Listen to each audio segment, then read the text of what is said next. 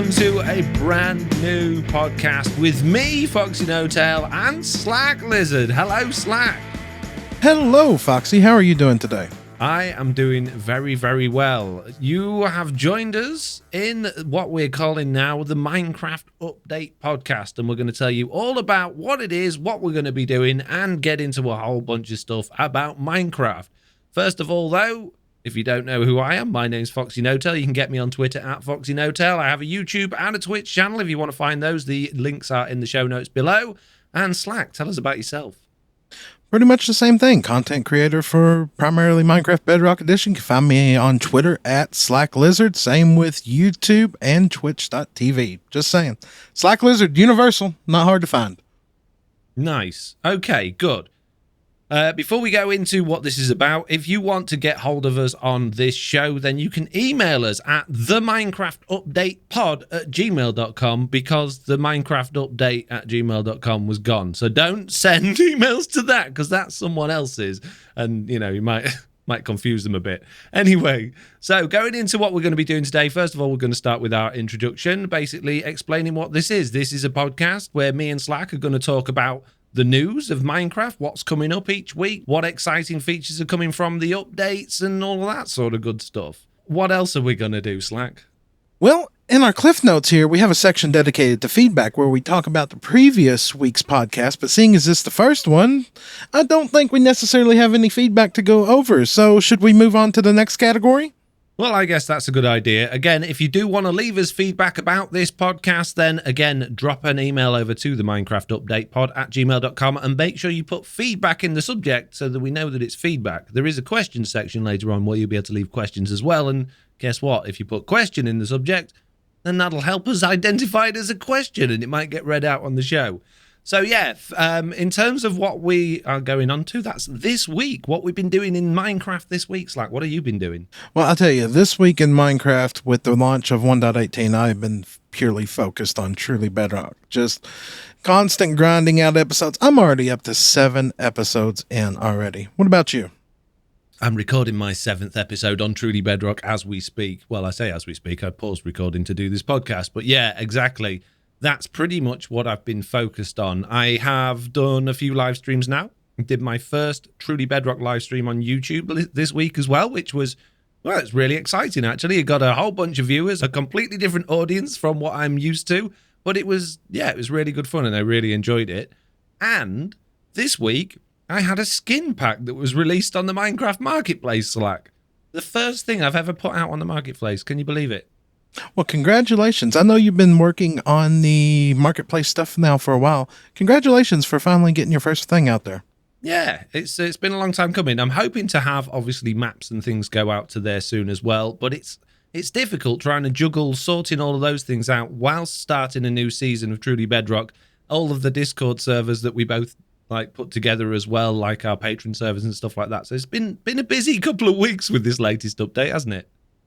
That it has, but things are slowly moving along. They are. So, yeah, your episodes, have they been going down well? How's your streaming been going?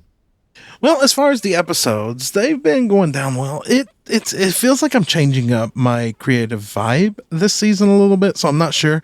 I mean, I've got a whole new PC, a whole new mic, a whole new setup, so it's all new, and it feels a little different. As far as streaming goes, been carrying out my regular streams over on Twitch. I dabbled into one YouTube stream a couple weeks ago, and it just felt so weird because with Twitch, you got so many add-ons and plugins, and you have people doing sound alerts and everything else constantly. And then you go to YouTube, and it's like, yeah, we don't have none of that over here. It's just you in the game. So it's a little bit of a different feel.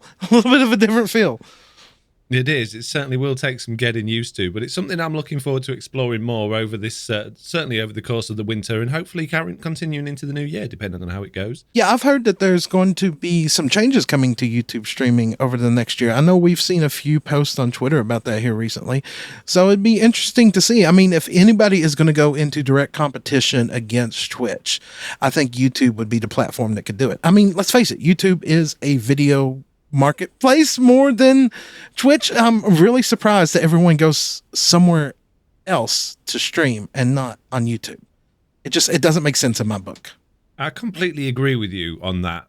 What I would say, though, is considering all of the technical know-how and all of the stuff that Google has, who obviously run YouTube, how have they managed to make streaming on there so difficult and so bad? The system is not good. Yeah, you get a nice bit rate. Yeah, you can just stream at whatever bit rate you want and they'll sort it out. The servers are great, but the services are awful. I've had so many times I used to stream on YouTube.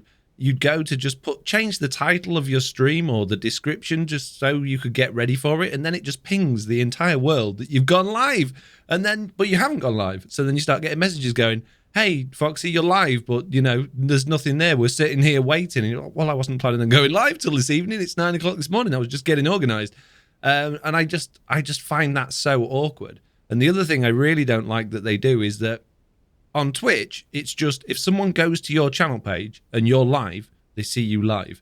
On YouTube, it's like they have to click the video link. There's no way of just going to your live stream page on YouTube. They've got to know what the link is to that live stream, which is not good. If your live stream breaks down midstream or if there's a problem and you have to start again, often it will give you a new link altogether and you lose your audience. They've got to find you again. So yeah, I don't like YouTube streaming from that point of view, but I'm hoping it will get better.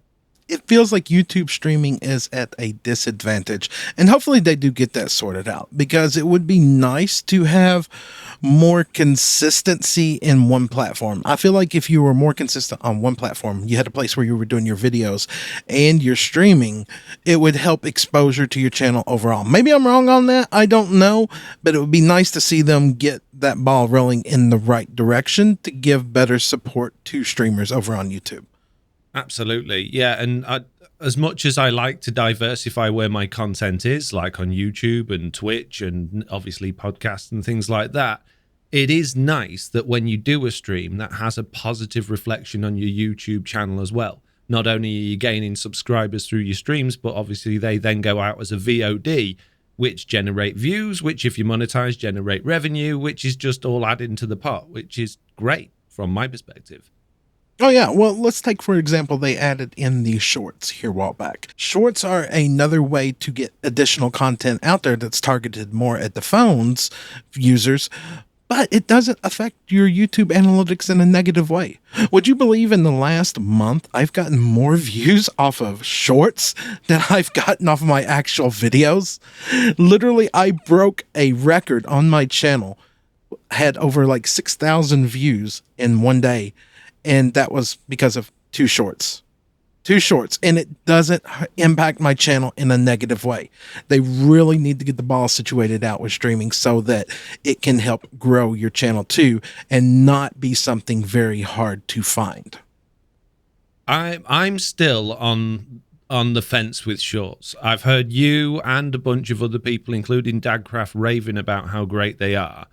I've put a few out. I've never had anything particularly great coming back from them. But my biggest concern with shorts is the fact that as a YouTube viewer myself, when I go to my homepage recommendations or my subscriptions feed to find stuff that I'm interested in watching, there's more and more shorts being shown there from the people that I follow or subscribe to than there are the videos that I want to watch. And I don't want to sit when I'm on my couch watching YouTube in an evening. I don't want to sit and watch shorts.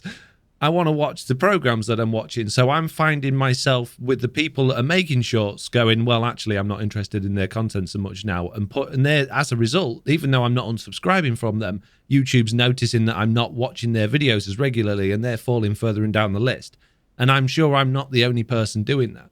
So while shorts might not have a negative impact on you analytically, YouTube doesn't punish you for putting out short form content. I think over time your audience might, depending on how regularly you put them out. I would agree with that. Now I got a question for you. You said while you're sitting on your couch watching. Now, are you watching from like a app on your TV? Are you watching from your phone? See, I'm curious because when I go to YouTube and I set up my computer 99% of the time, I never see shorts on my feed at all. None whatsoever. Now on my phone, that's the first thing I see on YouTube as soon as I load it up. I wonder if the apps, it's more heavily prone to showing that.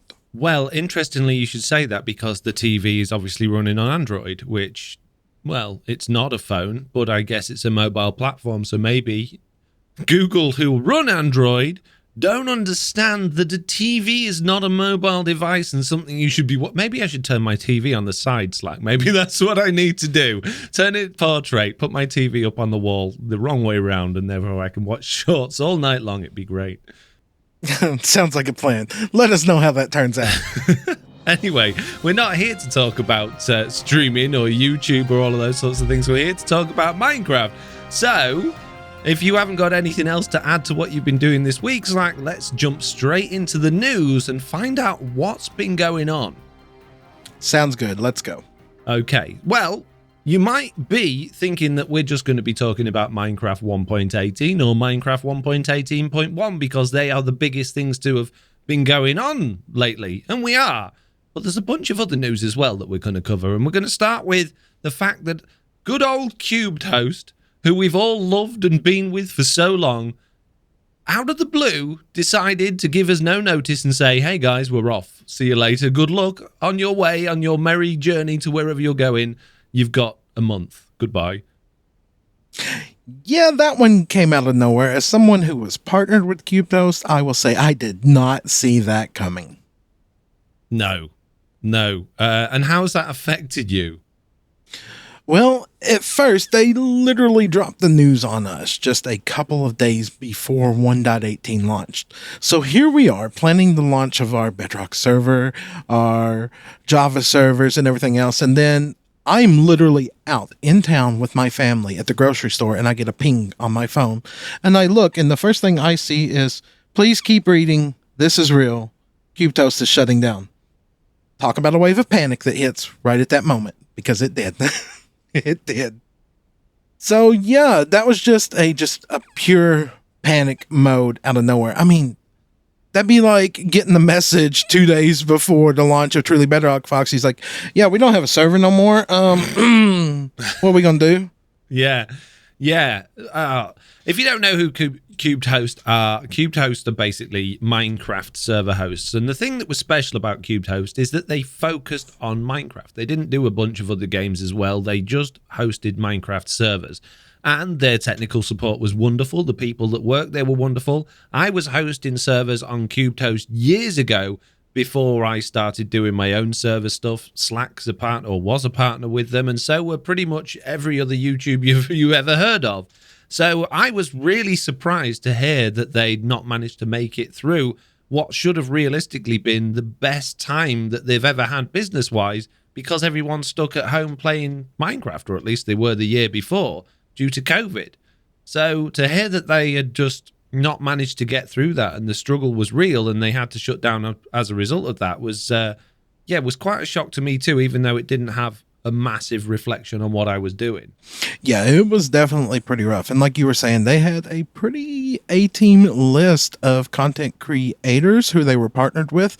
And the fact that they had to close their doors, it just makes you wonder what really went wrong. I mean, they have said that they lost quite a few people during COVID and that they were short-staffed. At the end of the day, you can only take them for their word.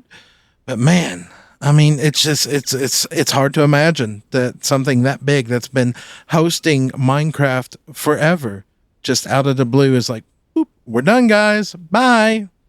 I know. Crazy. Absolutely crazy. So if you are affected by that, or if this is news to you and you're with CubedHost and you haven't been receiving your emails, the US servers, all bar one, are shutting down today as of recording this. So by the time you're hearing this, they've already shut down. The European servers are shutting down on December the 29th. It says in the show notes, 29th. I think it's supposed to be.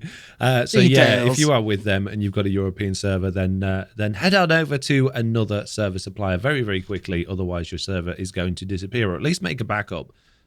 Moving on from CubedHost, the next piece of news is Minecraft Dungeons. We want to hear about 1.18. No, we're telling you about Dungeons first.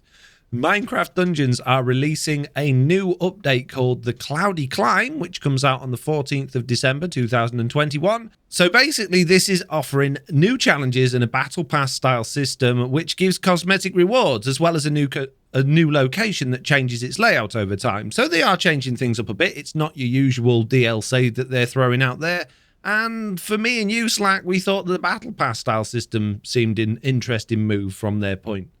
It is an interesting move. I mean, a lot of games are doing it nowadays. The battle pass system is one of those things where you're either for or against. I'm not sure on that one. It's an interesting change, though. It's an interesting change. Yeah, allowing, it says here on, I'm actually reading from sportskeeda.com, that the Battle Pass-like structure of other games, such as Fortnite, allows heroes to accrue adventure points to unlock tiered rewards, which is fine. I don't mind things like that, as long as it doesn't become pay to win, or they start adding, like, timers on there before you can do things, unless you pay for it. I'm all for varied content, but what I don't want to see is something that I've already paid for on multiple systems, as well as all of the DLC twice, because, well, the Microsoft store broke and made me pay for it twice, and I still don't have a refund yet. I don't want to then be told, oh yeah, you're going to have to pay for all of these jewels and coins in order to progress through the game now. So, yeah, I'm fingers crossed they don't go down that route, and I don't think they will. They've been pretty good so far with it all. Yeah, they've been pretty good with it so far. I don't like the idea of pay to win. I guess that's what you were saying there. I think that if you're going to offer something for monetary value, that person A who works 40 hours a week that wants to pay for it because they get less time, hey, that's fine. As long as person B who wants to game for 40 hours a week without paying for it can get it too. I think there should be a balance in there.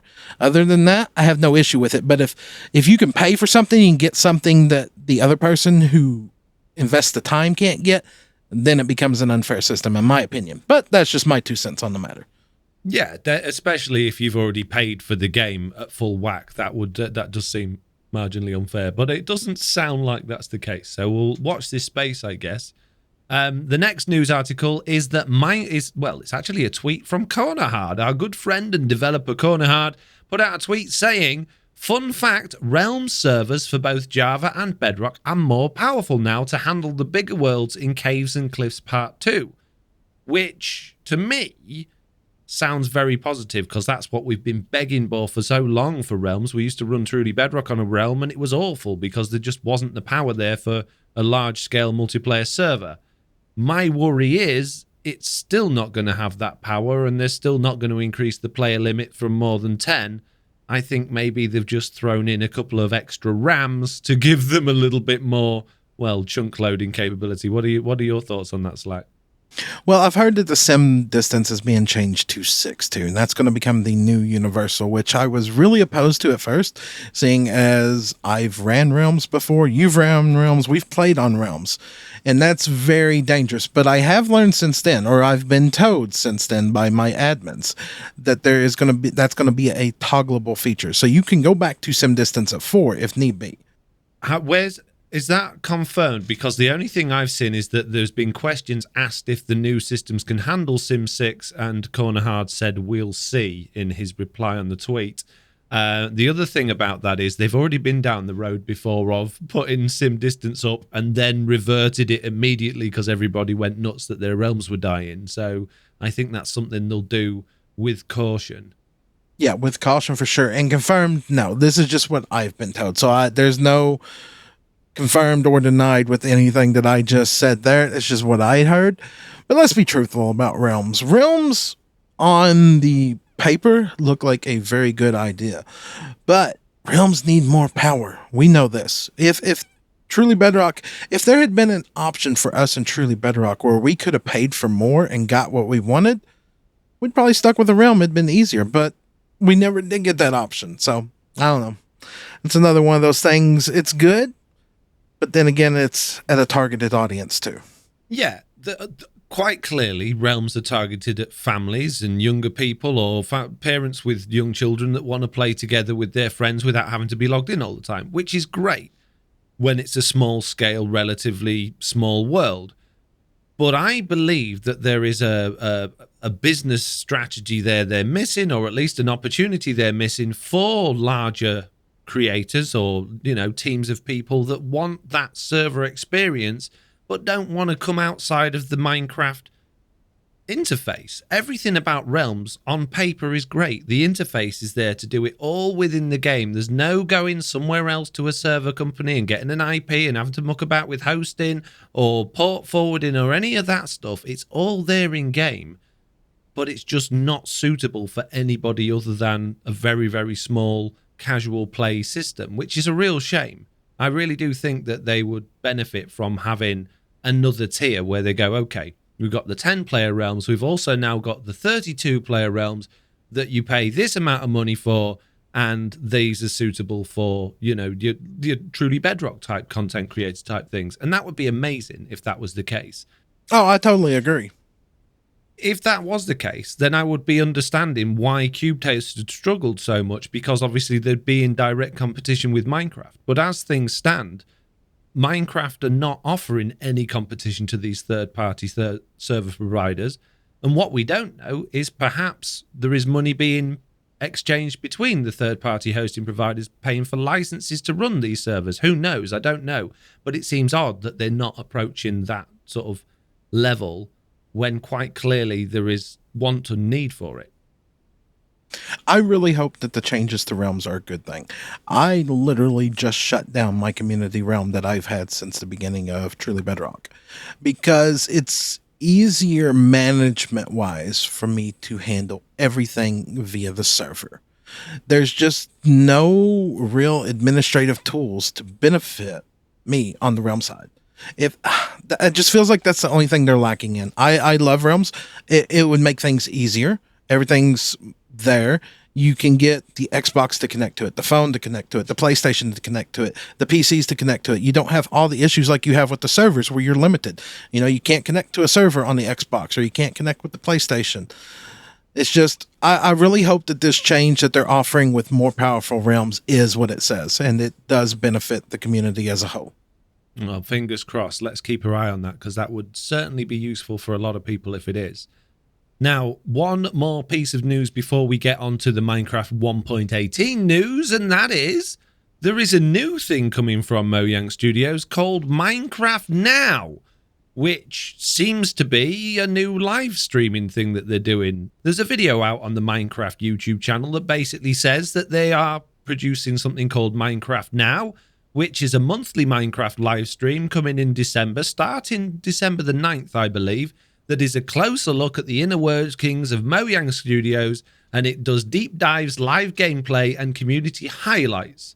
So, well, we already know that Minecraft do a relatively regular live stream, and some of the developers now either on SMPs doing content creation and doing live streams as well. But this is obviously something different. What do you think this is going to be about, Slack? I don't know. I'm really excited to see this. Is it going to be more about the inner workings of Mojang? Is it going to be potentially, about how they create the game, what they do, how bugs get tracked? I'm really curious. And I guess, truth be told, we will get to find out, well, for me and you, tomorrow when it airs, and we will definitely have some content that we can discuss in the next podcast about this. But I'm hoping we get more in-depth lookings at the inner workings, like they're saying. That could potentially be useful. Yeah, they already do the developer diaries, which are short videos that are released every now and then, generally more around when there's a big update coming, where they do talk about how they're developing things and the ideas and things they've had. So being able to see that on a more casual basis will be a good thing. My, I guess, concern for this is if it's going to end up being like the Minecraft live streams or the Minecon live streams or whatever they're called these days, where you've got it aimed at a much younger audience and it's lots of, wow, check this out, and wow, check that out. And it just, becomes something that's obnoxious and difficult to watch. I really hope it is, the developers and the people that are actually working on the game, just talking casually and explaining it all to us and getting feedback from us. If it's live, obviously we're going to be able to talk back and give them feedback, which is an amazing opportunity we've never had before. So I'm really excited about it. I mean, I'm just slightly nervous about it at the same time. Well, I guess we'll find out tomorrow, and we will have information in our next podcast for sure about that. Absolutely. So the moment everybody's all been waiting for, Minecraft 1.18 has, of course, been released very recently, and me and Slack have both been playing on it like Billy already. And then Minecraft 1.18.1 is already out on Bedrock Edition, and it's coming out on Java very soon. We've already had the, is it the pre-release or the release candidate 1 on Java Edition? I'm pretty sure at this point in time, yeah.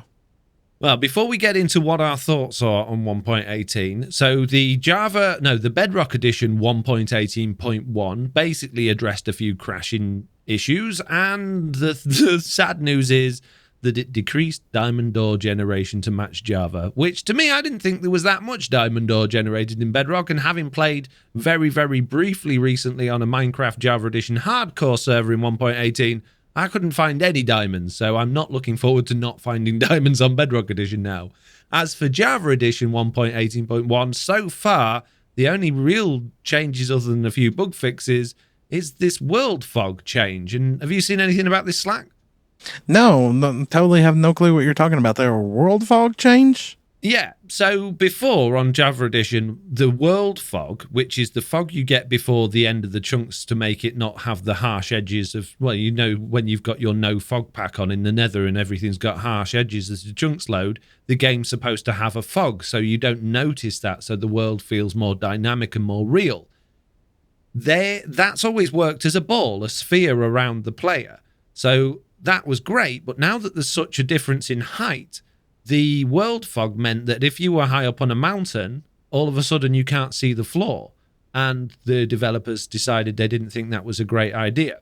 So what they've done now is they've made it a cylinder rather than a sphere around the player so that you can still see higher up and lower down. If you're high up on a mountain and you're looking into a cave, you can see further into that cave now than you could do before, which on paper is a really good idea. And from the videos I've watched, it looks a lot better. It looks like you can see more of your world rather than just being in this sort of weird void up high. But then there have been some content creators out there that have suggested on Twitter that it's lost a lot of the sort of feel of Minecraft, that closeness that you get from that fog and that dynamicness. And there's some concerns about it. But to me personally, I think it looks great, and I think it's a really good change.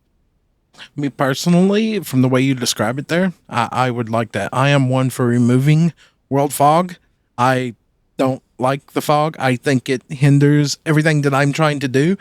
Watching someone's video, I want to be able to see the world, not just the 2 blocks right in front of you. So I think it sounds interesting and good. Yeah, well, if you look at screenshots side by side, you can clearly see, even though the render distance isn't any further, so it's not doing any more load on the server, you can clearly see a lot further on 1.18.1 than you can on 1.18, which is, yeah, it does, to me, again, looks better. I like to be able to see further in the distance. You can see what's coming up. You can see whether you're about to run into a mountain or a cliff or fall down a hole, depending on your render distance, obviously.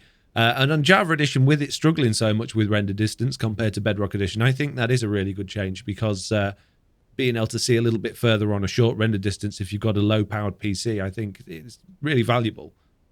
Yeah, that's the only other concern I was just sitting here thinking about. If you were on a more of a low-end PC, now, if you say go up to, let's say, Y300 and you look all the way down to Bedrock, you should technically see Bedrock. Now, if you don't have a very strong graphics card or anything like that, before you wouldn't, you'd see world fog, right? So I think that could put a little bit more stress on lower end PCs trying to render that extra visual. I don't know. It's still, you will still see world fog. It's just further away because of the cylindrical shape. So you don't see the full height of the world. It's just the shape's changed, if you like. So if you go really high up and you've got a hole all the way down to Bedrock, you still hit fog at some point. It just won't be quite as shallow as it was before. So when you're on the top of a mountain, it doesn't feel that mountain's just floating in space. You can see that mountain has roots. So I think they've addressed it pretty well. I'm sure there'll be changes over the next few updates as people chip in from the community, because this has sort of come out of nowhere, really. No one was expecting this. And obviously the Java Edition team do take into account a lot of the community feedback. So let's see, I guess, what's going to happen with that. Yeah, let's see where it goes. So, Slack, your thoughts on Minecraft 1.18 so far? Hit me with it.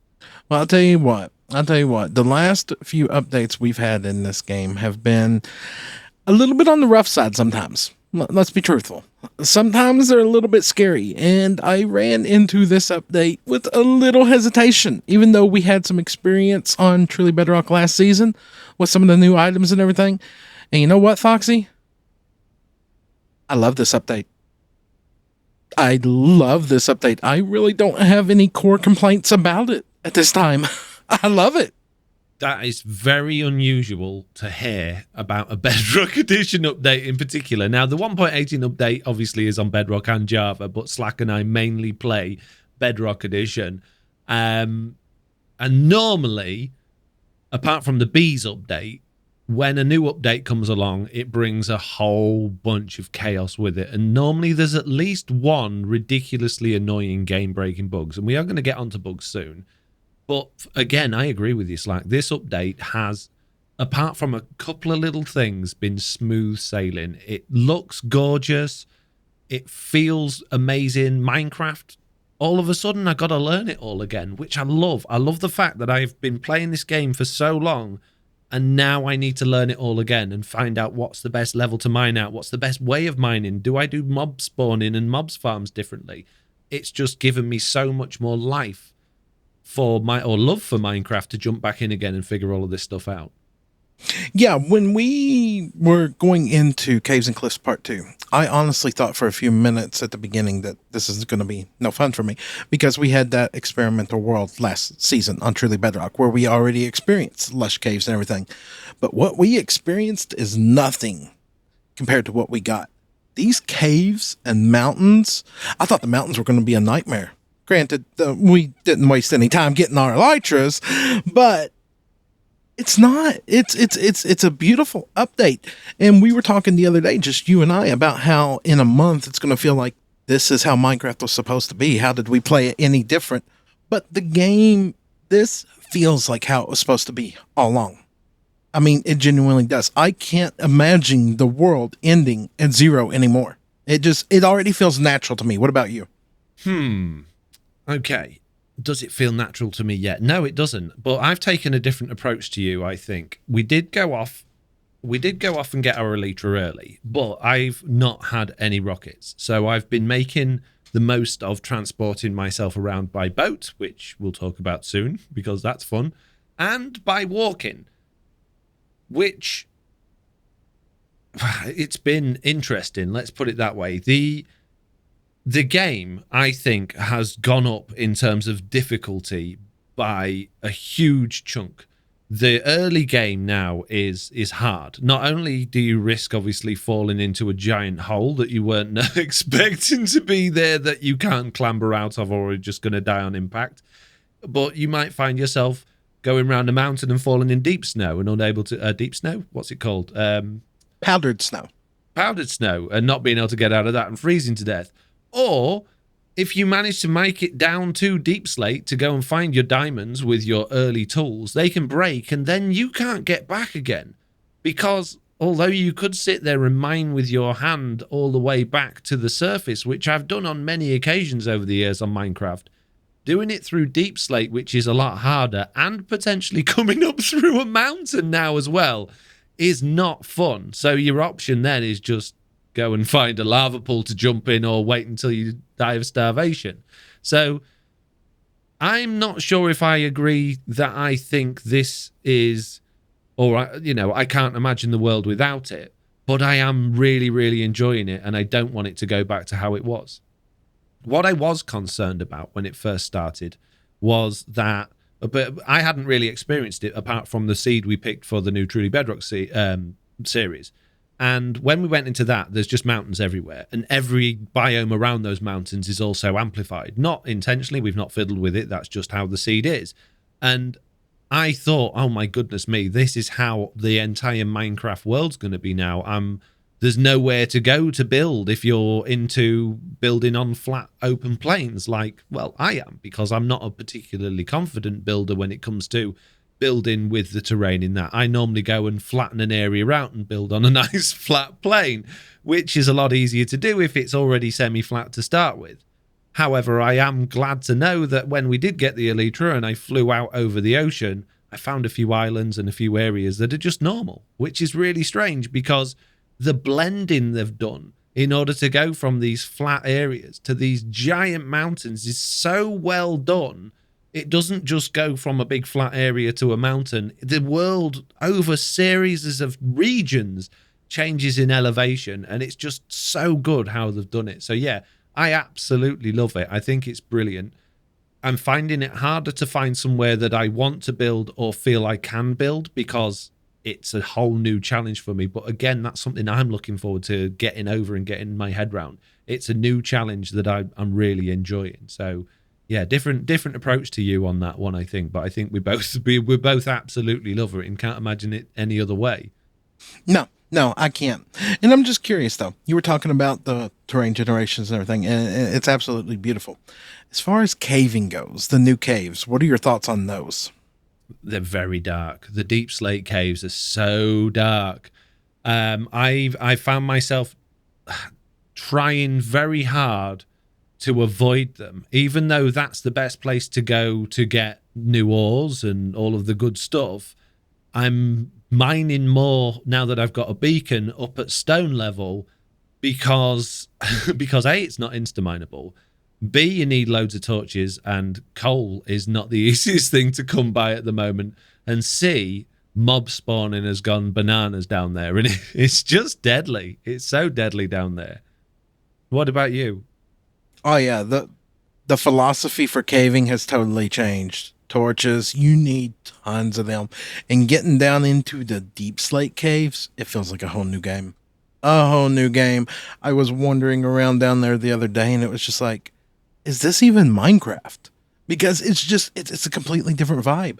And then all of a sudden you be going through this cave and it opens up into like a giant lush cave and you're just like, wow. I do not have the torches. I still haven't seen any lush caves on 1.18 yet for real ones, so I'm looking forward to that. That's an experience I'm still looking forward to. Oh, they're amazing. They're absolutely amazing. So yeah, you were saying about it being an entirely different game, entirely different vibe. You're absolutely right. I always like it on Minecraft when I actually am. I get the fear, when I feel scared. There's a not like, oh, it's a zombie, I'm scared, but you've got precious stuff on you. You're in an area that's difficult to navigate, and you don't want to die. You want to take those things home with you. And there's that fear, and those dark caves really amplify that fear, and that's great for me. It's almost like a basalt delta, but nice. I like the deep slate caves because I hate the basalt deltas because it's magma cubes and ghasts, and they're just no fun because you can't control them. There feels like there's still an element of control in the deep slate caves, but there's still that sort of moody, overwhelming darkness feeling around you that you are alone and you're in this deep dark cave, and it's just wonderful. What I'm so sad about, really, and it didn't bother me before, but having seen this now, is that I really want to knock through a wall and stumble across where the warden lives and find a deep dark, because it feels like that's the next thing it needs. And that's obviously what they're working on. But would it be amazing to have that now? That extra level of, okay, we've got these deep caves, we've got these dark areas. It's scary, and oh my goodness, it's even more scary now because I've fallen into the deep dark, Oh, yeah, and then on top of that, with the recent changes to Bedrock Edition, with changing the cave mob cap up from 8 to 16, and that small spawning sphere around you, you are living in mobs now, just living in them. Every single spawn in those caves is a pack spawn. Multiple zombies at once, multiple skeletons at once, multiple witches at once, and creepers. It's deadly. It is absolutely deadly. It adds a whole new fear factor into the game. It does, absolutely. And then coming out of the caves, going back to the overworld again and how beautiful it is, there's one thing that I've never liked in games before. I always think it's a complete waste of development time. I don't want to use it. It's awful. Don't see the point in it. But what I want from Minecraft now is exactly that feature, which is a camera mode. I want to be able to, when I see an amazing vista or in a huge cave or just something really beautiful that we see loads of now, I want to be able to come out of my player, step back behind it, and take a photo, almost like going into a spectator mode or something like that. I want to be able to capture that, particularly when you've got RTX on, you've got a nice sunrise, you've got that sort of the way the sun comes down and blooms through the atmosphere. Sometimes you just want to capture that because it feels so amazing and it looks so amazing, and because we're so into Minecraft and we share it with our audiences and we're creating content on it all the time, I just want to take a picture, but I don't want it from my perspective with my tools in my hand and my hotbar, and I don't want to press F1 and it just be a landscape. I want to take that picture with my character there and being in the scene and creating part of that scene, and that's something I really hope they bring. And with the wild update, the wild update being the next update, and they're adding even more to that beauty of Minecraft, I really think that's something they could add. Oh, that would be absolutely amazing, because these are first times too. First time experiences, you really want to capture those moments. Like, you can come back to that mountain 15 times, but it's not going to give you that impression and that feeling that you got that first time. And being able to break away from your character to get a screenshot of that, oh, that would be absolutely amazing. Just amazing. And we know the technology's there. We know it exists, and it really wouldn't be that much of a push for them to do it. It's just whether or not they see it as a worthwhile use of their time. You never know. So anyway, going back to mob spawning, you said obviously the mob cap for caves has doubled, making things more interesting, but they've also changed how mobs spawn now as well, haven't they? That they have. Now they need complete darkness, that's a little different. It is a little different, but I'm quite enjoying it. How are you getting on with it? I'm enjoying the change, but my brain is not programmed into the new torch spam yet. I'm still placing torches like every 7 blocks, and I know I can go a lot further with that now, and it's going to take me a long time to adjust to that. But like we were talking about too, the new caves are so massive that I'm not taking enough torches with me. I'm just saying, I'm not taking enough torches with me, and spamming them at 7 blocks versus like 14. It's not making my life easier. Yeah, I completely agree with you again. There is a constant need for torches, even though we technically need less of them because these caves are so huge. But what I've found is that it just feels so much more natural going, oh, there's a bit of a shadow there, I'll put a torch down. Rather than going, oh, I walk so many blocks away from this and put a torch down. And so you just go, oh, that's dark, I'll put a torch down. And mobs aren't going to spawn there. That feeling of not having to worry about the light level, just going, I can see that's dark so mobs can spawn there. There's no visual, that's the best visual indication. There's no visual complication there. It's just, is that too dark? Is it too light? No, it's dark, so mobs going to spawn there, And I love that.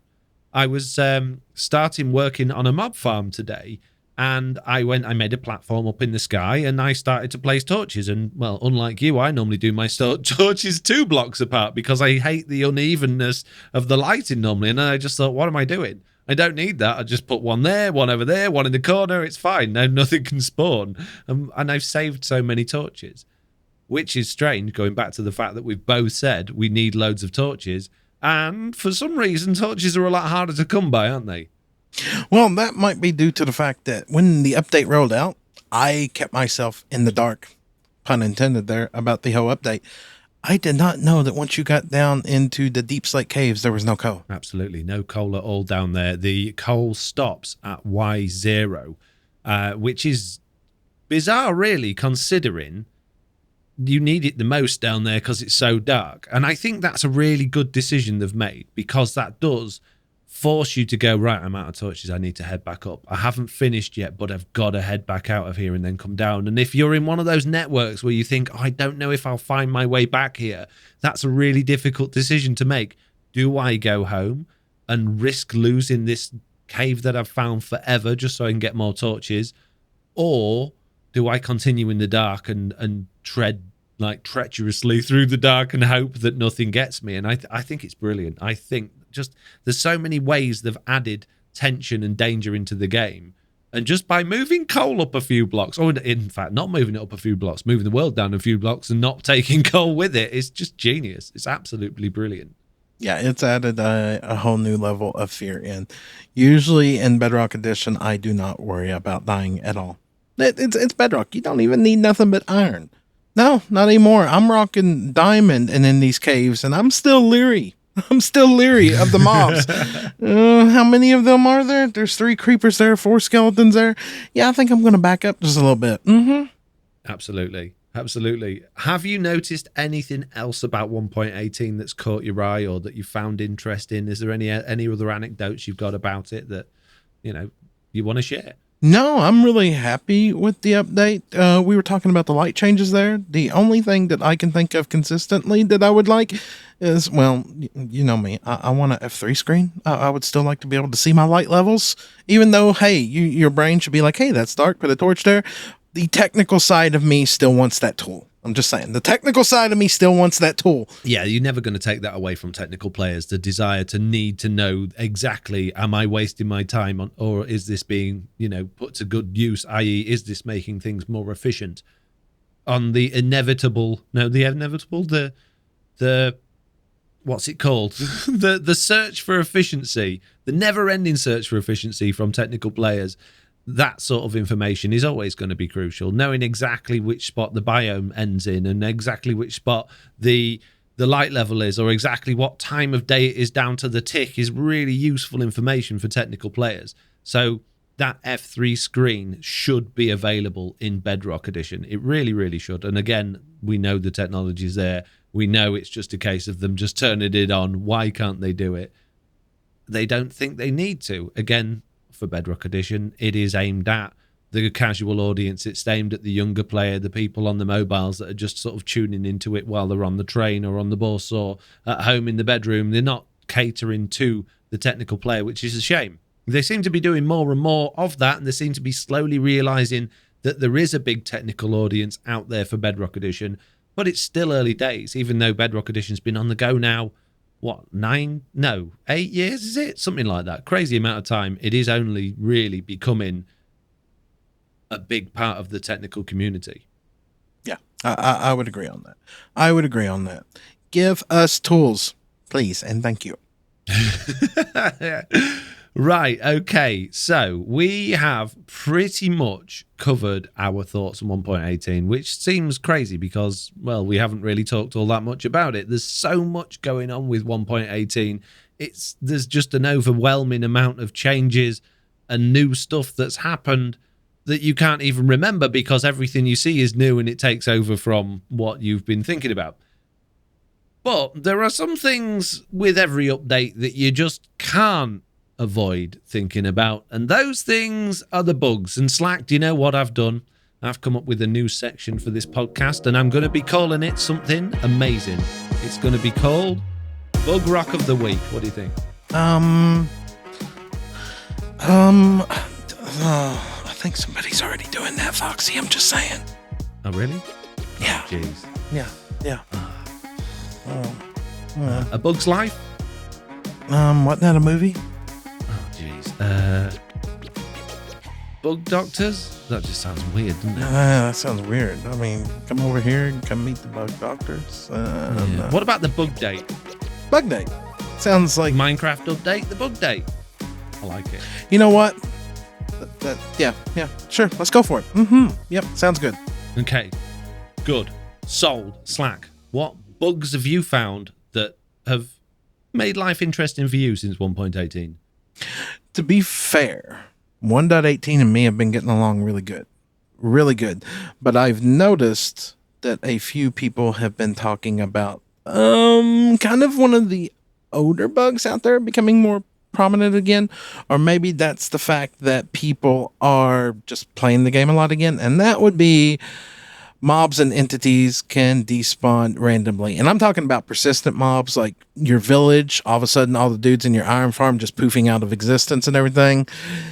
Yeah, that's been around for a while, but it seems to be more prominent again here recently, which is a good talk moment. Yeah, that is a tricky one. When you've spent a lot of time rolling your villagers, getting everyone in the right place, sorting out their trades, building farms to generate emeralds, and then all of a sudden those villagers have vanished. It's not a nice situation to be in. And that's happened on last season with Jessie B's axolotls all vanished after she spent hours and hours sorting all those out. It happened with your villagers. It's happened all over the place with all sorts of things. Unusually for me, who is a bit of a bug magnet, I haven't actually come across this bug yet, which I'm very happy about, because if I had and my villagers went missing that I spent hours and hours wrangling across the world in a boat, I would lose my mind, Slack. Wait a minute. You're talking about your villager. Wait a minute. I'm pretty sure I've seen a video of you talking about something with the villager in a boat and it just poofing out of existence. Oh, wait. That's a different bug. Yeah, well, that's my main bug. That's my bug that I'm going to be talking about today is rubber banding boats. And I don't think you've had this bug, have you? How have you managed to avoid it? Nope. I have not experienced this at all. I don't really use boats. Okay. So if you're not aware of what this bug is, there is a bug in the game that was in the betas that we were aware of, that when you drive your boat or row your boat to a new location and then you get out of your boat, for whatever reason, the boat will teleport itself back to where you got in it, and then it will teleport itself back to where you are. And if you're looking at it, it looks like it's flying towards you at an incredible rate. The problem is, if you've sailed more than 4 chunks away, if you've got a 4-chunk simulation distance, and it's now where you got in it is in unloaded chunks, then it disappears and it doesn't come back again. And sometimes when you go to find it, it's just gone because it couldn't get there because it was in unloaded chunks. And sometimes you go back to where it should have been and then it pings back to where you have gone to, your destination, and when you get back there again, it's there waiting for you, which is really weird. And it takes some getting used to when you're going to 2,000 or 3,000 blocks away, getting a family of villagers into a bunch of boats, pulling those boats in leads across the ocean and sitting in a boat yourself. You get to your destination, jump out the boat, and your villagers go back to their village instantly and don't come back again. That's annoying. Now, I have found a fix for this, which is a bit annoying, but it works, and that's to get out of to log out and log back in again before you get out of your boat, and that seems to fix it. But sometimes, like I say, the boats just vanish, and I did lose 2 villagers that didn't go back to the village and didn't come back to where I'd left them. They'd just gone. So that's fun.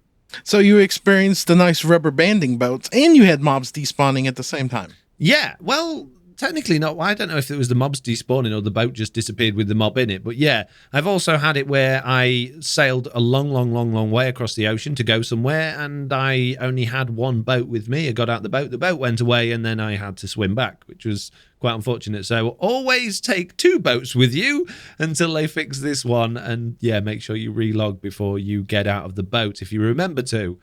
So yeah, that's my bug of the week. There is another bug.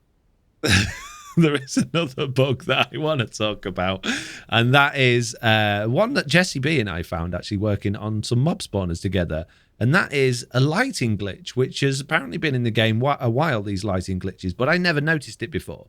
And the reason we noticed it was because we were working on a double spawner farm. There was a zombie spawner and a skeleton spawner. We obviously lit them both up while we were working on them, dug the rooms out, put everything together. Then we took all the torches off so zombies could spawn, and no zombies would spawn. Maybe we got 1 every few minutes, which was really weird. The thing that I noticed, though, the room was still as bright as it was should we have had all of the torches still there. We completely enclosed it, closed everything else off, and it was still really, really bright in there, and I couldn't work it out. So then I took my blocks and I completely surrounded the spawner with blocks, and it went pitch black, as you would expect. So I'm scratching my head thinking, have they I broke spawners so that they're emitting a full light level, which is breaking them from being able to spawn. And it just stayed there. And the same thing happened in the skeleton spawner room as well. We went to the skeleton spawner and it was still really, really bright. But then something weird happened. Jessie went to a different area of it that for me was dark, and she was telling me that it's still light in this particular corner. I'm like, no, it's not. It's pitch black there. And she's, no, it's definitely light. So we realized all of a sudden it's obviously a lighting glitch. So we logged out, logged back in again, and lo and behold, the spawner went back to normal. But the weird thing was it actually started producing zombies at the right rate then. So not only was it just a lighting glitch on the client side that we could see, but it was having an effect on how the spawner was working as well. So that's a really, really weird one, which I've got a bug report for in the show notes if you're interested in going and upvoting that one, like we have for all of these bugs we've discussed. That reminds me of another bug out there. I was talking to one of my admins the other day, and they were telling me about a bug where apparently if someone goes through a nether portal, it breaks spawners in the overworld. Yeah, there's a few different spawner bugs that have been flying around at the moment. We've also encountered another one on Truly Bedrock where the spawners can just sometimes not appear. There's an area underneath my base where there is a mine shaft. There should be 4 spider spawners there, and there's only one. And if we load the world up in single player, they're all there. Likewise, like you said, there's the nether portal one where you all of a sudden the spawner just stops working. And there has been reports as well of people just finding empty spawners, as in there's the cage there, but there's no entity inside them, so they don't produce anything. So spawners are whole kind of broken at the minute on Bedrock Edition. So hopefully they'll get some love over the next few betas. Well, hopefully, and let's be honest though, if this is the extent of bad bugs that we are experiencing from 1.18, that's not bad considering some of the bugs we've dealt with in the past on updates. Oh, absolutely. Yeah, this is heaven for Bedrock Edition. And considering the changes they've made to world generation and how laggy and awful it could be, I've never known it feels so smooth to play. Yeah, I would totally agree. I can't contribute to that the update because, I've got a new computer and new internet and everything. But yes, it's definitely for me the smoothest update I've ever experienced. Well, considering I live in the house with the Truly Bedrock server and I always have an incredibly low ping to it, last season was awful. This season's great. So, yeah, it's a big improvement in quality or in performance from my perspective. And I've heard a few other people say it as well. So I don't think we're the only ones, Slack. No. I think overall, it's a very good update. Very good update. Okay. Moving on from our thoughts and our feelings and our bug reports, we've got a few questions. We're moving on to our questions section of the podcast. And the first one, actually, Slack, what am I talking about? This is your section, so you introduce it. The Q&A section. This is a section in the podcast where we're going to go over community submitted questions, either directed at me or Foxy or both of us. Now you can ask us questions about Minecraft, about life, about pretty much anything. And we'll decide if we want to dabble into them and share our thoughts on them. And the first one here, Foxy, the first question of today comes from the Eye of Night. And their question is, what keeps you coming back to Minecraft season after season? For me, the most enjoyment I get out of Minecraft isn't, although this update has changed things again because I've got to learn it all again and I really enjoy that. But normally when things don't change that much and it's just the same old, aside from a few blocks or items, the thing that I get out of Minecraft is the enjoyment of creating videos and streams on it because of the reaction I get from people that watch them. So basically, YouTube comments, I guess. People enjoying watching it and asking for more makes me want to create more. That makes me happy. It makes me fulfilled, and that's why I keep coming back to doing it. While people are enjoying watching my content and taking it in, I'm going to enjoy making it because I really do get a big kick out of producing that content. So yeah, that's what keeps me coming back season after season. And the fact that Minecraft keeps throwing curveballs like a 1.18 update where they just change everything and make me have to learn it all over again. If that didn't happen, then maybe even the enjoyment from the comments and producing the videos might fade after a while. What about you? I would agree on that. Everything you said there, I would say is pretty much the same thing, as well as adding in the community and the friends aspect of it. I mean, I've met so many people just from a video game, people from all different walks of life, from people who work at NASA to people who are truck drivers to people who work in restaurants. It's an amazing community of people that have come together over the love of a video game, and it's amazing and just crazy sometimes. Just absolutely crazy. It is indeed. So continuing on from the Eye of Night there, they also ask, what, in your opinions, are the best things about Minecraft in general? This is a really good question. It's a question I've been asked a few times, and it's one I always give pretty much the same answer to. And it is just how Minecraft has the ability to give pretty much anyone of all ages above, 5 or 6 years old when you can control a game, whether it's on the touchscreen or with your controller or your keyboard and mouse or whatever, all the way up to people that are 70, 80 years old. That entire age range can find something in there people with no technical ability at all, people with loads of technical ability can find something in Minecraft that is enjoyable, because there's just such a massive amount of freedom and creativity and so much depth to the game.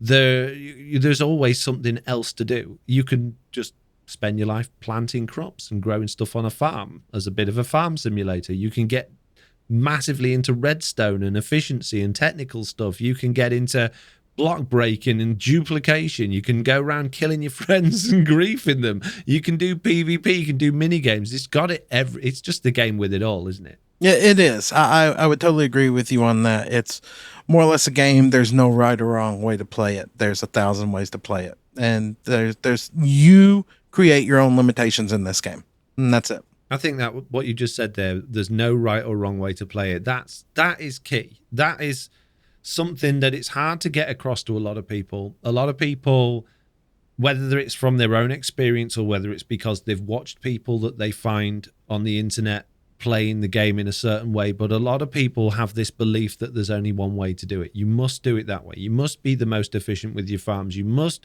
make this type of mob farm to do that. And that, as from a content creator's point of view, is quite frustrating, because those views end up going into your comments, they come into your Discord, they come into your community, and they can be quite off-putting when you spent a lot of time developing something that you think's great for you on your own, what you're looking for out of the game, and someone tells you it's wrong and someone else has done it better. But I think slowly but surely it seems that people are getting the idea that this game where you can do anything however you want can actually be done in any way you want to do it. It does seem to be coming across that way, slowly but surely. Right, moving on from that one, we got Blue Shigatsu out here. What is your most memorable moment together? Why don't you go first on that one, Foxy?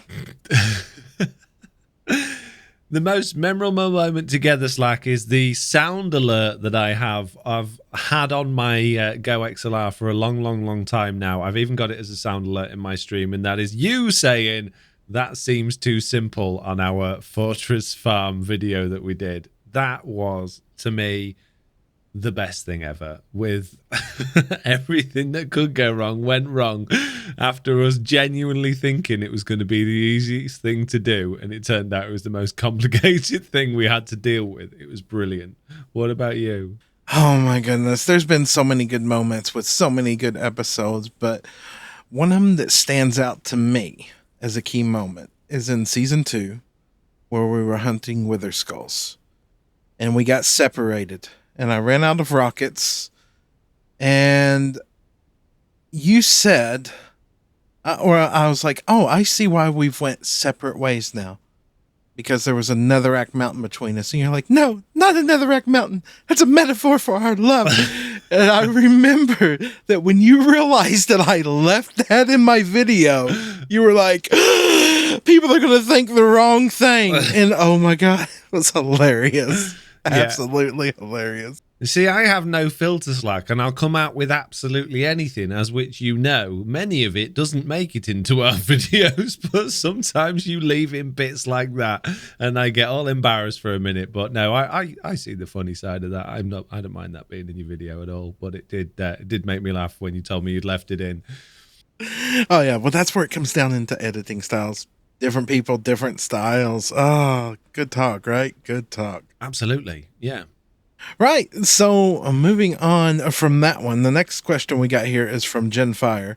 And what is your favorite episode that you two have worked on together so far? I'll let you lead this one. You tell me. Oh, come on. This one's real easy. The quad spawner. The quad spawner, without a doubt, was one of the best things we ever did. I died that day of laughter. I go back to this day and watch that unedited footage because there's so much in there that will never see the light of day. That was just amazing. So without a doubt, that's my all-time favorite. What's yours? Do you know what? I'd written on taking on the fortress in season 2, but when you said that, you're absolutely right. That was 100% the favorite episode that we worked on together. The ridiculousness with the water streams. Again, it was a farm. It was a spider spawn or a skeleton spawn. It should have been the easiest thing in the world to do. It took forever. It was so enjoyable. It was really funny. We were both absolutely dying of laughter and tiredness by the end of it. And it was one of the first things we did together, and it was just great. And that's after doing that episode, that's when I knew I want to record more videos with this guy. Yeah. Yeah, that was the episode.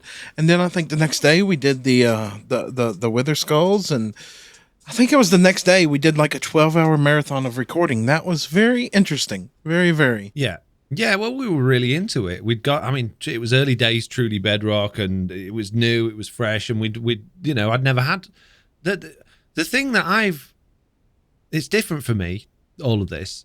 We've been doing it for 4 years now, getting on 4. Like Truly Bedrock. Is that right? 3 years? I don't know. We've been doing it a long time.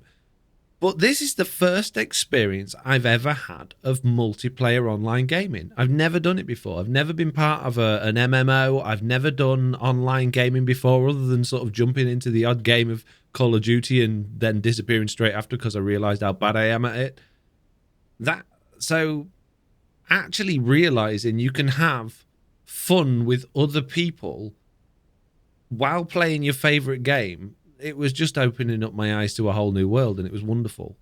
Oh, I would totally agree with you. A whole new world and whole new friendships.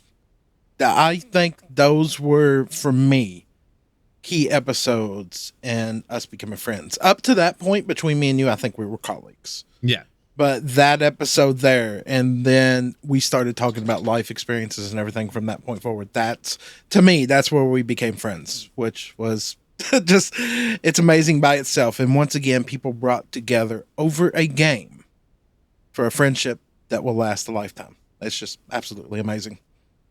Yeah, absolutely.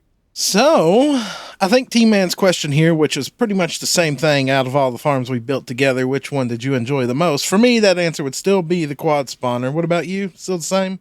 I do. Yeah, the quad spawner would definitely the experience of building a farm I enjoyed the most. But I think the funniest standout moment from all of the farms we built together has to be when we were building the meat waffle on Truly Bedrock Season 1. And Johnny in the boat went flying off the edge. We got that Vindicator. We got him all the way over there. And due to the boat bug where it's on half slabs, it just doesn't lose momentum. He went flying off the edge. I've never been. Were we live streaming at the time? I can't remember, but I was laughing. That was my very first Truly Bedrock live stream.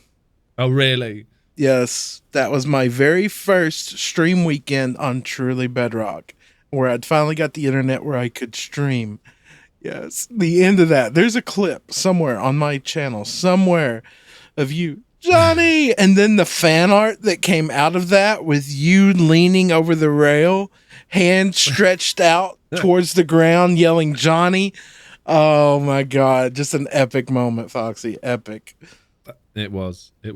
That's good times there. That is definitely good times there. So, the next question on our list is from Dylan, who says, do you have any tips for people wanting to stream or make YouTube videos? Where do I even start? Oh, Slack, do you want the long or the short answer from me? Let's try short first. Let's see what short says. Oh, geez, I don't know if I can do it short. Okay, the short answer is only do it for fun. Don't expect anything out of it. And don't cut corners. If you're going to do it properly. Do it to your best ability. It doesn't mean you have to go out and spend loads of money on microphones and hardware and stuff like that. But don't go, oh, well, I want to do it, but I don't want to talk. Or I want to do it, but I don't want to record it properly. I'm going to just hold my phone at the screen because no one's going to watch it. Do it properly. Everything you need, apart from a microphone, is free. You've got the game already, clearly, otherwise you wouldn't be wanting to do it. You get OBS to record your video or your live stream or whatever you're doing. You put your heart and soul into it. If you don't enjoy that, and if it's not fun for you, if it's hard work, then don't do it because you're not going to get the fun out of it. It should be fun. Yes, it's nerve-wracking at first, and yes, it's difficult to get used to it. And yeah, when you watch it back, you might hate the sound of your voice or the look of your face if you've got face cam on. But overall, the experience, even if it was just the thrill of doing it and putting it out there, should have been fun. If it wasn't, then probably either just practice a bit and see if you can make it fun, but if you can't, just forget it. It's not for you. And the biggest thing, don't expect anything from it. If you're going into doing it because you want to be the next big thing, or because you want to make loads of money, or because someone else has done it and they've got successful from it, that's not the reason to do it. And you won't get there doing that. YouTube, Twitch, Minecraft, it's such a saturated thing already. Unless you've got something unique that you bring to the table, a spark of charisma that you've got that somebody else doesn't have, that other people can latch onto, you're not going to get anywhere from it. So if you're going to do it because you enjoy it and you just like doing it. And then if it becomes something, then great. And if it doesn't, don't worry about it. Yeah. Don't fake it. Be yourself. Just be yourself. You can make 1,000.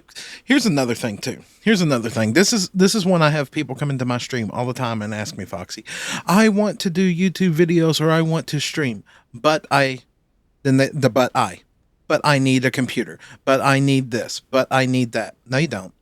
If you want to do it, you will find a way. I mean, let's take Zap for an example. Zap used to record on his phone, upload that to Mixer.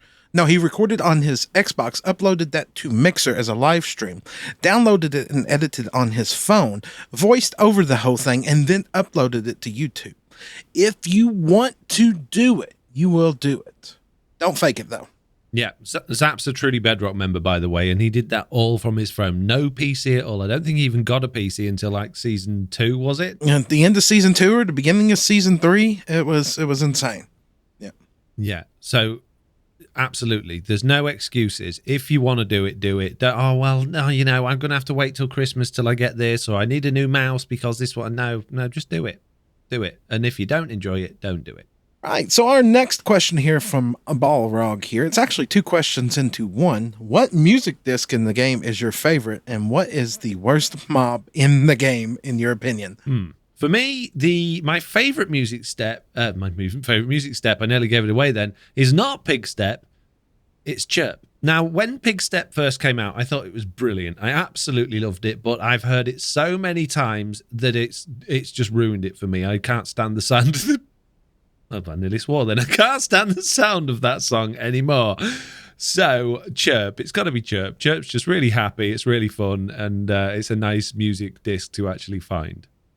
And as for the worst mob in the game, it could be the Phantom. It could be the Wandering Trader. But no, for me, Dolphins on Java Edition are the worst mob in the game because they steal your blocks. I remember building a pirate ship on Java Edition, and I kept dropping stuff into the water, and I only had, it was early game, so I only had a few items, and every time I went into the water to get them, the dolphins had nicked off with them, and I had to chase the dolphins down, kill the dolphins to get them back, and then I get that message when I load up Minecraft saying, don't kill dolphins, you monster, giving me the guilt.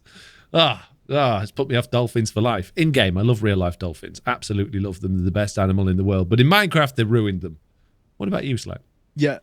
I think I would agree with you. The dolphin, not for your reasons, but the dolphin and the llama seem pointless, and I'm gonna say Pig Step, and we're moving on. The real deal pick out here. How are you finding flooded caves?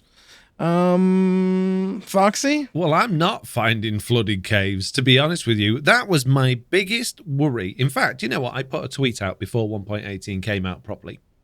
And I didn't expect that tweet to do anything. For some reason, it blew up. I got loads of likes, loads of comments on it. And I basically said, 1.18 is amazing, but then you remember about flooded caves or water caves. Because, again, Bedrock Edition specifically is awful in water. The player in water is bad. Unless it's an ocean where it's all just still water. If there's any flowing water or you're trying to mine underwater or anything like that, your player will glitch in and out of swim mode even when you don't want it to. And when that happens, you drop down a block. So what you're aiming at moves, which means mining underwater is an absolute nightmare. Operating in water is an absolute nightmare.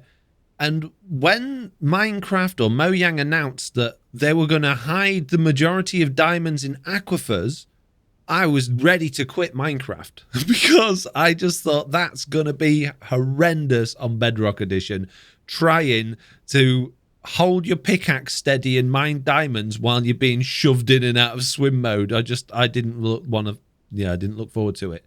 But fortunately, I found maybe one or two small aquifers and that's it. But then it's early days. Yeah, I haven't seen none. I haven't seen none yet, so that one really doesn't bother me at all. Doesn't bother me at all. Right, moving on to our next question here, Foxy. Now this one I actually had to think on for a minute, and not that we've wrote down our results as a quick reference here. I'm actually surprised at this one when I look at yours. Foxy, how long have you been playing Minecraft? I had to check this out. I had to look it up. I started playing Minecraft in Java Edition 1.3.5, I think it was. And I was eagerly anticipating the release of Minecraft 1.4.7 when that came out, which is roughly 10 years ago. 10 years. Wow. That's a lot of Minecraft time. I've been doing a long time. A long time. I mean, my channel's nearly 8 years old. Wow. I mean, I've got, on a serious side of it, about 5 years in that I've seriously been playing it. But 10 years, that's a long time. And minor question for me on that, have you been making content that whole time? Well, obviously, you just answered that. Your channel's 8 years old. Wow, that's a lot of time. Yeah, I played casually, but quite heavily for a couple of years. And then I started recording, obviously, because my son Jack was really into watching Minecraft on YouTube. It was just becoming a big thing at the time. Stampy Longnose was the next big thing. Dan TDM had just started up making his mod videos, and it was all kicking off. And I thought, well, I can do that. because I used to record music. I thought, I got a microphone. I got a PC that I play Minecraft on. I can easily make Minecraft videos for my son because he didn't live with me and I wanted him to be able to enjoy stuff we did together and stuff we enjoyed together while I wasn't there. And it was a great way for us to bond. And he absolutely adored those videos. So I started producing them, putting them on YouTube, not expecting for a second that anyone else would see them or it would go anywhere. And all of a sudden started getting comments and people going, oh, yeah, I really like your videos. Do you want to make some more? And I'm like, oh, yeah, all right then. And it just snowballed from there. So, yeah, that's when I got serious about it. Wow, that's pretty crazy. And that was from Wendy Castle, by the way. And they did ask one more question underneath of that, which was, can you believe the answer to that previous question? I wrote yes to this answer because, yeah, I can believe it's been 10 years because it feels like Minecraft's never not been in my life. I can't remember a time when I wasn't playing Minecraft or doing something with Minecraft or waiting for the next Minecraft update or, you know, it just feels like it's been there all of my life, which I love. It's just become a staple part of it. And to the point where it's now the point where my family accepts it's part of my life, which then that's really affirmed, yes, Minecraft's part of my life now.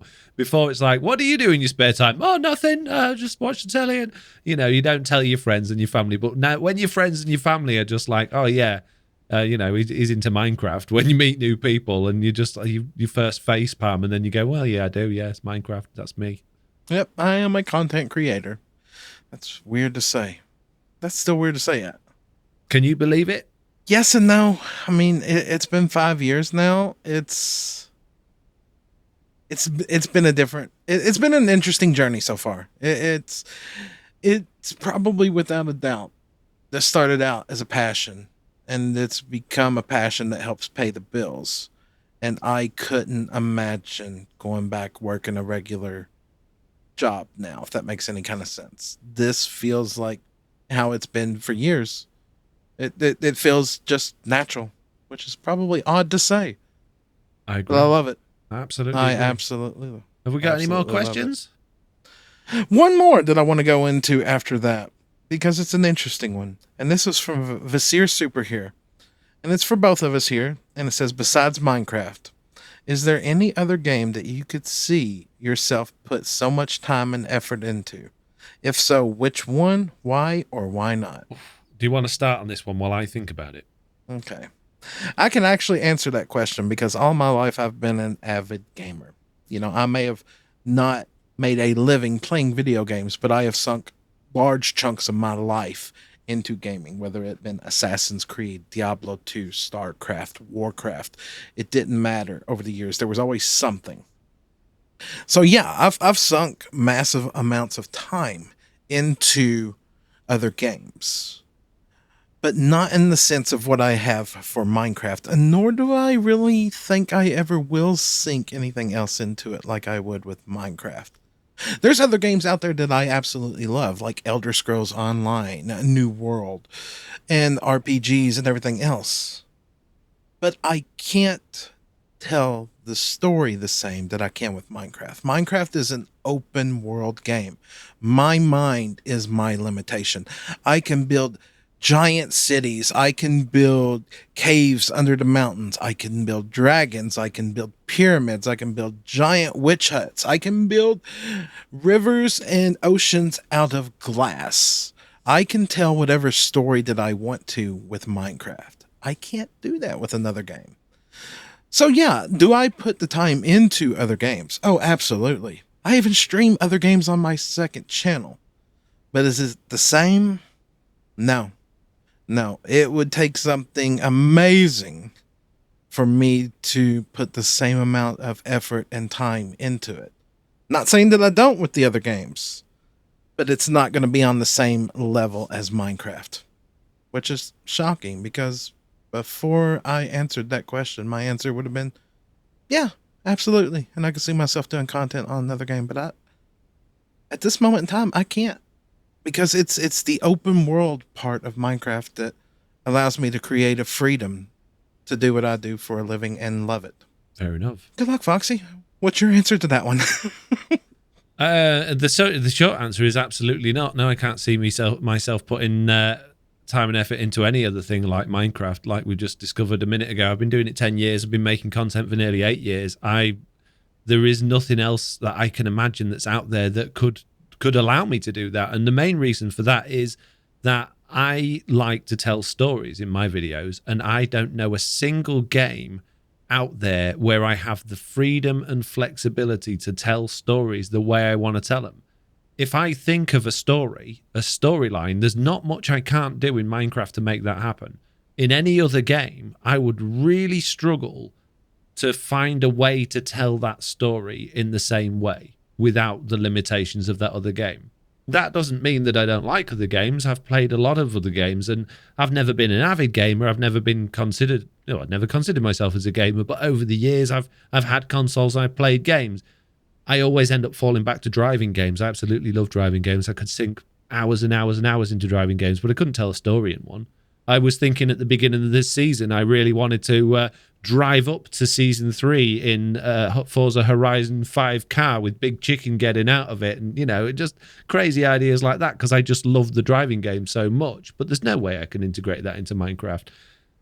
Assassin's Creed, again, I've sunk hours into. Ark Survival Evolved. I played that for hours and hours and hours with Jack. We both loved it.